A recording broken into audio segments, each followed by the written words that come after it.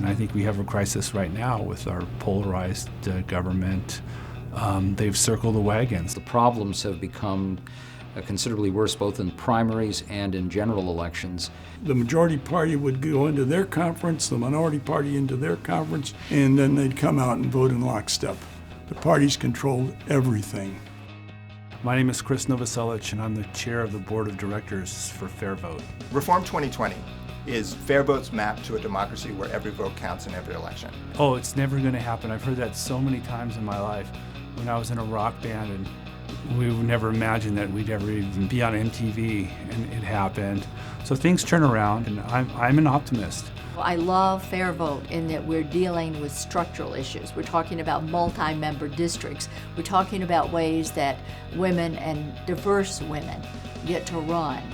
Fair Vote is the only group in the United States pushing for these reforms, and we've been doing so for 21 years. Well, you know, Minneapolis has ranked choice voting, and it's been working very well. I mean, think about it. In life, usually it's not like you like one thing and hate another.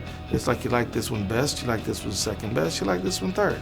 We want the national popular vote for president, and that's important because then instead of having these swing states, then we'll have a truly competitive national election. Well, you know, I think a lot of people don't know that there is no explicit right to vote in the United States Constitution. Well, now, if there were an explicit right to vote, then it would put citizens in a much more powerful position in terms of fighting off efforts to suppress the vote.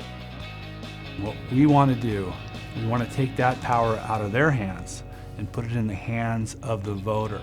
And there's a lot of jurisdictions in the United States that use a proportional voting, fair representation system.